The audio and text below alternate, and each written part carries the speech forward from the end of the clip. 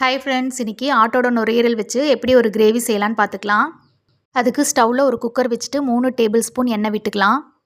3 பட்டை, 3 கிராம்பு, 1 ஸ்பூன் சோம்பு, 100 கிராம் சின்ன வெங்காயம் ஆட் பண்ணி வதக்கிக்கலாம். 1 டேபிள் ஸ்பூன் இஞ்சி பூண்டு விழுது சேர்த்து அதையும் வணக்கிடலாம். ஒரு பழுத்த தக்காளி ஆட் பண்ணி வணக்கிடலாம். 1/4 டீஸ்பூன் மஞ்சத்தூள், கிரேவிக்கு தேவையான உப்பு ஆட் பண்ணிக்கலாம். இந்த கிரேவி சூடான சாதம், சப்பாத்தி, இட்லி, தோசை இது எல்லாத்துக்கூடையும் சூப்பராக இருக்கும். 2 பழுத்த தக்காளியை மிக்ஸி ஜாரில் ஆட் பண்ணி பேஸ்ட் பதத்துக்கு அரைச்சி அதையும் சேர்த்து வணக்கிடலாம். இதுக்கு தேவையான மசாலாக்கள் ஆட் பண்ணிக்கலாம். 4 ஸ்பூன் மிளகாத்தூள், 6 ஸ்பூன் மல்லித்தூள் ஆட் பண்ணிக்கலாம். இதை மசாலா வாசம் போகிற வரைக்கும் எண்ணெயிலேயே நல்லா கலந்து விட்டுக்கலாம். இப்போ சுத்தம் பண்ணி வச்சுருக்கிற நுரையீரலை ஆட் பண்ணிக்கலாம். இதை நல்லா கலந்து விட்டு ஃப்ரை பண்ணிக்கலாம்.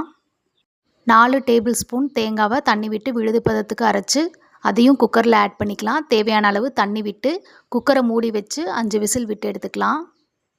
ஸ்டீம் போனோடனே குக்கரை ஓப்பன் பண்ணி பார்த்துக்கலாம். இப்போ பார்த்தீங்கன்னா கிரேவி சூப்பராக ரெடி ஆயிடுச்சு. வாசனை கமகமன்னு வருது. ஃபைனல் டச்சாக கொத்தமல்லி தழை சேர்த்து சர்வ் பண்ணலாம். இதில் ப்ரோட்டீனும் அயனும் நிறைஞ்சிருக்கு. ஃபேட் கண்டென்ட் கம்மியாக தான் இருக்கும். இந்த வீடியோ பிடிச்சிருந்துச்சுன்னா சிங்கப்பெண்ணை சேனலை பார்த்துட்டு இருக்க எல்லாருமே சப்ஸ்கிரைப் பண்ணி சப்போர்ட் பண்ணுங்கள் ஃப்ரெண்ட்ஸ். தேங்க்யூ.